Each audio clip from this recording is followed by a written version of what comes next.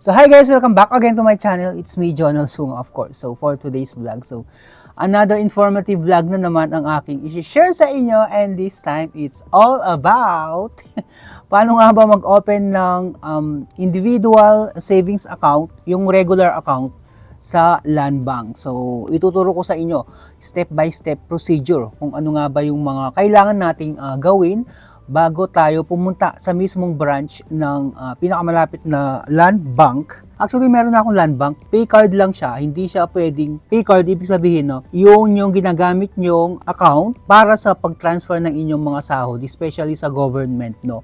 Land Bank yung ginagamit. So, pay card, pwede ka mag-transfer ng pera. Pero kung meron kang cash na pera, hindi nila ina-allowed na mag-deposit sa inyong pay card na Land Bank. So, ang sinuggest sa akin is mag-open na lang ng regular savings account. So, yun na nga yung ginawa ko. First step muna is, kailangan mo muna kayong mag-apply sa kanilang DOBS or yung kanilang Digital Onboarding System or DOBS ng Land Bank. Para pagdating doon is, bibigay nyo na lang yung reference number at yung mga kinakailangang requirements na inilagay naman nila dito sa kanilang online application, yung DOBS. So, ang gagawin natin guys is punta lang kayo sa website na dobs.landbank.com. Safari or Chrome pwede ito. Ito yung unang bubungan sa inyo, yung Digital Onboarding System or DOBS, Account Information, Personal Account Information. Kagaya ng lahat ng mga ina-apply natin na bank, no, kailangan yung ating mga personal information. So, kailangan talaga na meron kayong consent na ibigay yung inyong personal information sa online application ng Land Bank. So, pipili lang tayo ng account subtype. So, gagawin ko lang siya talagang savings. Kumbaga yung mga cash na hawak ko is doon ko lang siya ilalagay. So, piliin natin itong ATM savings account regular. Hindi ko na hindi ko na iisa-isahin kasi para lang for my security, kasi para hindi na ako masyadong mag-blurred, dagdag trabaho sa editing. Yung mga usually hinahanap sa isang savings, kumbaga online application, usually na naman account name, mobile number, email address. Pagkatapos noon, yun yung first step, and then second step is yung click nyo lang tong I hereby confirm. Yan. And then, pagka-click nyo guys, next, info, which is yung date of birth, nationality, citizenship, sex, birthday, yan. Kayo na lang mag-fill up. Tapos, place of birth, civil status, yung mga normal na, personal information. Ito lang, tip ko lang sa inyo, no. Dito sa may mga address, kapag sumasagot kayo ng inyong address, present at yung permanent address dito sa kanilang online application, make sure na meron kayong supporting documents like yung mga IDs na naka-address doon sa nilagay nyong either permanent or present. Kasi magpe-present kayo ng valid ID na merong address. Kasi doon ako nagka-problema Kasi since hindi naman ako taga dito sa Valenzuela, no. Unang-una muna is hinanapan ako ng ID, which is nakalagay yung address. So, meron naman akong naipresent.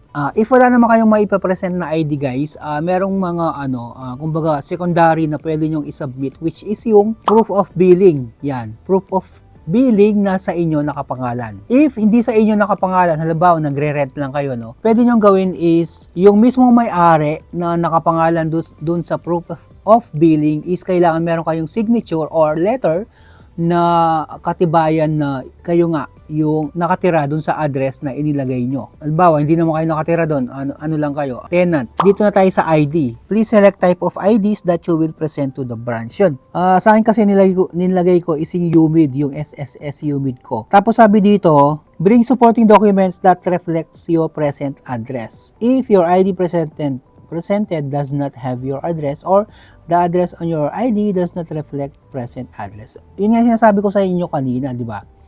Kailangan talaga yung ID nyo is magkatugma dun sa inilagay nyong present at permanent address. Kasi kapag ganun yung ID nyo, hindi nyo na kailangan mag-present pa ng mga supporting documents kasi nasa ID nyo na nga yung address na inilagay nyo dito sa kanilang online application. So once na natapos nyo na guys, dito na tayo sa may, occupation, tapos yung primary source of wealth, yung mga, kumbaga dito na tayo sa employment record na. No, kung employed kayo, kailangan lagay nyo yung company, tapos yung income. Para sa akin, based on experience, meron 2 reasons kung kailangan kung bakit kailangan ilalagay natin itong financial information or yung kung may trabaho tayo or wala. Kasi doon sila magbabase kung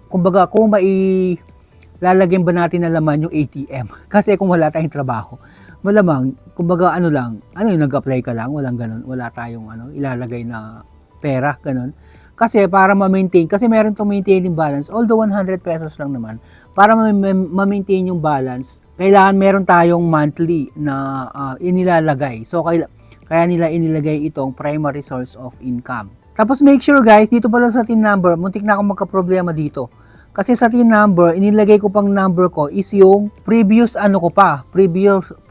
employer, which is yung sa Quezon City. So kailangan yung TIN number nyo is naka-register na siya dito sa RDO na malapit sa pinagtatrabahuhan nyo. Halimbawa ako dito sa Valenzuela, kailangan yung RDO or yung branch code is dito na sa Valenzuela, hindi na sa previous company or previous city. So yun guys, once na natapos nyo na, click nyo lang tong save and exit. Ayan. Tapos, proceed na tayo dun sa next. Ayan, sabi dito, once natapos na kayo guys, i-preview nyo lang. Kasi, ito na yung pinaka-final application. So, if may mali, wala na tayong magagawa nun. Kasi, nasubmit na siya. So, ayan guys, once na natapos nyo na, completed na daw. Status nyo is completed. And then, yung in-apply natin is individual. Tapos, click, if gusto nyo makita yung in-apply, kumbaga yung information nyo, click nyo lang tong view summary. Sabi dito, you have successfully submitted your application. Yun, sabi dito, visit land bank near you and bring valid IDs or supporting document specified in your application. So, ayun guys. Tapos may bibigay pala silang reference number guys. Yun yung ipapakita nyo sa land bank. Ayan may binigay na sa akin reference number. You have successfully initiated an online account opening application with reference number. Kailangan tong reference number kasi ito yung proof nyo na nakapag-apply na kayo online. So ayun guys, kakagaling ko lang sa land bank.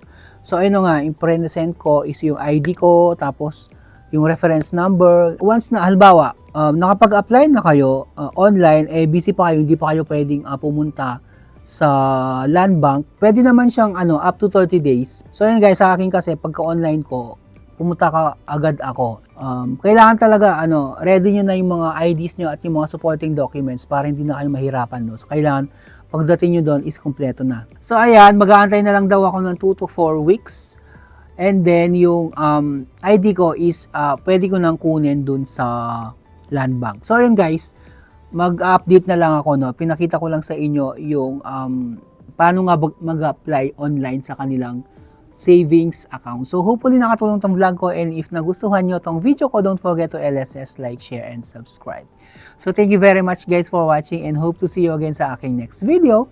Ito pa rin si Jonel.